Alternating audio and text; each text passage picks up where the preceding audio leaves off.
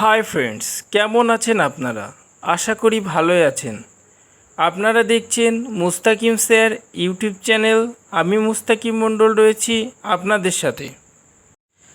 আজ আপনারা দেখবেন 330 ওয়াট অফগ্রিড সোলার প্যানেলে সিস্টেম কিভাবে বাড়িতে খুব সহজেই আপনারা কোনো টেকনিশিয়ান ছাড়াই নিজে নিজে প্রতিস্থাপন করতে পারবেন, তার পূর্ণাঙ্গ তথ্য আমি স্টেপ বাই স্টেপ আপনাদের দেখানোর চেষ্টা করব। তো ভিডিওটি খুবই ইন্টারেস্টিং হতে চলেছে। আর একটা খুব গুরুত্বপূর্ণ বিষয়, আপনারা শুধুমাত্র 330 ওয়াট সোলার প্যানেলই এই ভিডিও দেখলে ইনস্টল করতে পারবেন না।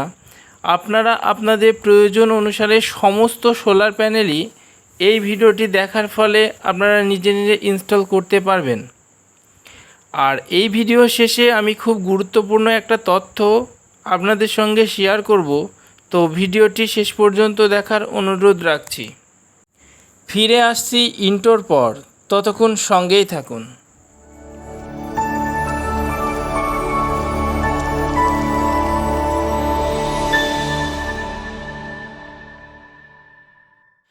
আমরা আপনাদের 330 ওয়াট সোলার সিস্টেম ইনস্টল করে দেখাবো।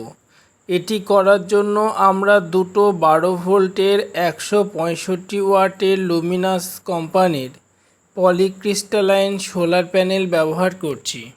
ইলেকট্রিসিটি যাতে নষ্ট কম হয় সেই কথা মাথায় রেখে আমি প্যানেল দুটোকে সিরিজ কানেকশনে যুক্ত করে 12+12 24 ভোল্ট করে আমি আউটপুট নিচ্ছি। যেহেতু আমি এমপিপিটি চার্জ কন্ট্রোলার ইউজ করি, তাই আমার এক্ষেত্রে 24 ভোল্ট আউটপুট নিলেও ওখান থেকে আমার ইনপুট 24 ভোল্ট যাওয়ার পর আমার চার্জ কন্ট্রোলে সেটা 12 ভোল্টে কনভার্ট করে দেবে, ফলে আমার কোনো প্রকার সমস্যা।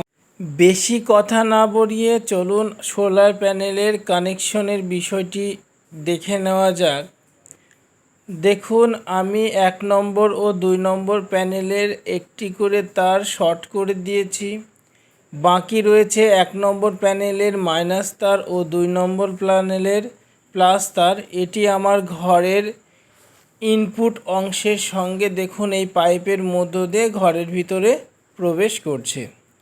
তা পুরো সার্কিটটি আমি এই ভিডিওর ভিতরে একটা ডায়াগ্রাম করে আপনাদের দেখিয়ে দেব, তাহলে আপনাদের এই কানেকশনটি বুঝতে কোনো প্রকার অসুবিধা হবে না। তো এবার চলুন ঘরের ভিতরের ওয়্যারিংটা দেখা যাক। দেখুন, এখান থেকে লাল ও কালো তার, অর্থাৎ উপর থেকে লাল ও কালো তার এসেছে, তারপর এই এমসিবি সুইচের মাধ্যমে বাইপাস হয়ে এটা চলে এসেছে চার্জ কন্ট্রোলারের ভিতরে। এটি হচ্ছে স্মার্টেন কোম্পানির 30 অ্যাম্পিয়ারের এমপিপিটি চার্জ কন্ট্রোলার।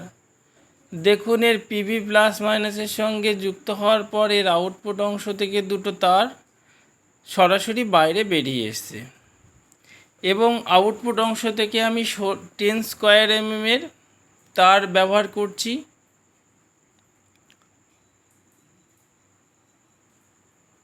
দেখুন, আমি 10 স্কোয়ার এমএমের এই তারের সঙ্গে প্লাসকে চিহ্নিত করার জন্য একটা লাল ব্ল্যাক টেপ রেখেছি ও মাইনাসের সঙ্গে এমনি ফ্রি রেখেছি। আমি ব্যাটারির প্লাসের সঙ্গে প্লাস তারটি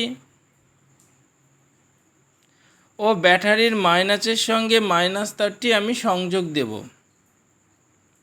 আপনারা এই তারটি লাগানোর সময় অবশ্যই খেয়াল রাখবেন, যদি ওলট পালট হয়ে যায় তাহলে বড় ধরনের সমস্যা হবে।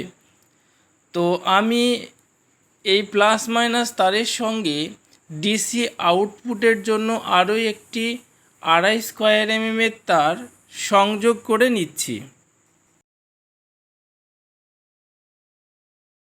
ও 2.5 স্কোয়ার এমএমের আরও একটি কালো তার আমি মাইনাস টার্মিনালের সঙ্গে, অর্থাৎ মাইনাস তারের সঙ্গে জুড়ে ব্যাটারির মাইনাস টার্মিনালের সঙ্গে জুড়ে নিচ্ছি।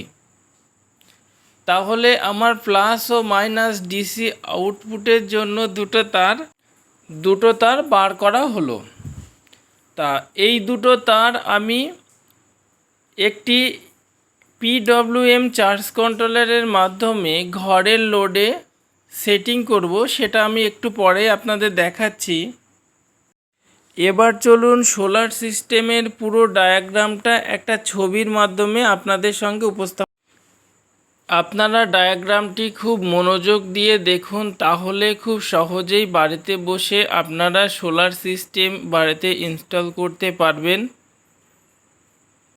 তো এবার চলুন ইনভার্টারটি আমরা ব্যাটারির সঙ্গে সংযোগ দিই। ইনভার্টারটি সংযোগ করার সময় একটু সাবধানতা অবলম্বন করবেন, তা না হলে 220 ভোল্টের যে হাই ইলেকট্রিসিটি শর্ট খাওয়ার সম্ভাবনা থাকে। আপনারা সবসময় এটা করার সময় খেয়াল রাখবেন ইনভার্টারের সুইচ অফ আছে কিনা এই বিষয়টি, এবং আপনারা এই সংযোগটি করার আগে সর্বপ্রথমে ইনভার্টারের প্লাস তারটি ব্যাটারির প্লাস টার্মিনালের সঙ্গে সংযোগ দেবেন। আর অবশ্যই আপনারা খেয়াল রাখবেন ইনভার্টারের সঙ্গে সংযোগ করা তারটি ব্যাটারির সঙ্গে যেন কোনোভাবে লুজ কানেকশন না হয়, কেননা লুজ কানেকশন হলে যখন ইনভার্টারটি রানিং থাকবে তখন এটা ওভারহিট হয়ে ক্ষতিগ্রস্ত হতে পারে আপনাদের পুরো সিস্টেমটি। প্লাস টার্মিনালটি প্রপার টাইট করার পর আমরা মাইনাস টার্মিনালটি ব্যাটারির সঙ্গে একইভাবে সংযোগ করব, কিন্তু মাইনাস টার্মিনালটি সংযোগ করার আগে অবশ্যই আপনারা ব্যাটারির লাটটি খোলার পর চেপে ধরবেন যাতে স্পার্কলিং না হয়। স্পার্কলিং হলে আপনার ইনভার্টারের ভিতরে যে সার্কিটগুলো রয়েছে সেটা পুড়ে যেতে পারে, এক কথায় আপনার ইনভার্টারটি নষ্ট হয়ে যেতে পারে। তো এই সমস্ত নিয়মগুলি মাথায় রাখলে অবশ্যই আপনারা খুব সহজেই নিজে নিজে বাড়িতে ইনভার্টার ব্যাটারির সঙ্গে ইনস্টল করতে পারবেন। তা ইনভার্টারটি এসি কারেন্টের সঙ্গে সংযোগটা এই মুহূর্তে আপনাদের আমি দেখাচ্ছি না। এবার আমরা আপনাদের দেখাবো বাড়ির ডিসি কারেন্টটা কিভাবে সংযোগ করা হয় সেই বিষয়ে। আগেই আমরা ব্যাটারির সঙ্গে 2.5 স্কয়ার এমএমের প্লাস ও মাইনাস তার লাগিয়ে নিয়েছি। সেই প্লাস ও মাইনাস তার আমরা এই পিডব্লিউএম চার্জ কন্ট্রোলারের ব্যাটারি প্লাস ও ব্যাটারি মাইনাসের সঙ্গে সংযোগ করব।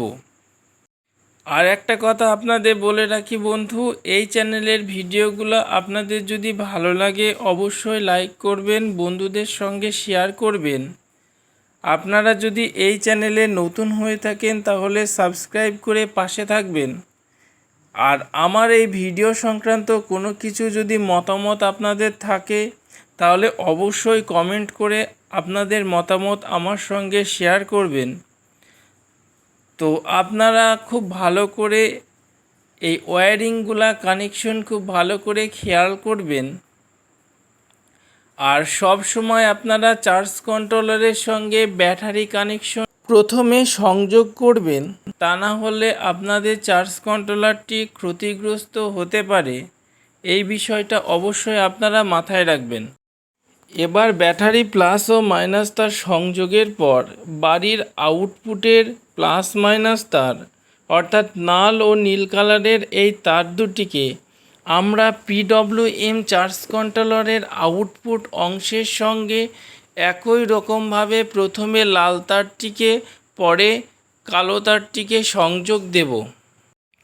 আরেকটি খুব গুরুত্বপূর্ণ বিষয় সেটি হলো আপনারা যদি সোলার প্যানেলের এই সিস্টেমের সঙ্গে কোনো সুইচ অর্থাৎ এমসিবি সুইচ ব্যবহার না করেন তাহলে কখনোই আপনারা সোলার প্যানেলকে প্রথমে সংযোগ দেবেন না। আপনারা প্রথমে চার্জ কন্ট্রোলারের সঙ্গে ব্যাটারি সংযোগ করবেন, তারপরে শেষে আপনারা সোলার প্যানেলের সংযোগ দেবেন। কিন্তু আপনাদের মনে প্রশ্ন আসতেই পারে, তাহলে আপনি কেন সোলার প্যানেলকে সংযোগ প্রথমে করেছেন? এর কারণ হলো আমি দেখুন এমসিবি সুইচ ব্যবহার করেছি এবং এটা অফ ছিল। আমার সমস্ত সংযোগ কমপ্লিট, তাই এটা অন করে দিয়েছি। অন করার সঙ্গে সঙ্গে আমার চার্জ কন্ট্রোলারে সোলার প্যানেল যে এসেছে সেটা সিগন্যাল দিচ্ছে। তা ভিডিওটি ভালো লাগলে অবশ্যই লাইক করবেন, বন্ধুদের সঙ্গে শেয়ার করবেন, চ্যানেলে নতুন হলে সাবস্ক্রাইব করে পাশে থাকবেন। ভিডিও সংক্রান্ত কোনো মতামত থাকলে অবশ্যই কমেন্ট করবেন এবং আপনারা পরবর্তীতে কোন ধরনের ভিডিও দেখতে চাইছেন সেটা কমেন্ট করে আপনারা আমাকে জানাবেন। আমি নেক্সট টাইম আপনাদের কমেন্টের কথা মাথায় রেখে ভিডিও বানিয়ে দেব। ভিডিওটি শেষ পর্যন্ত দেখার জন্য ধন্যবাদ।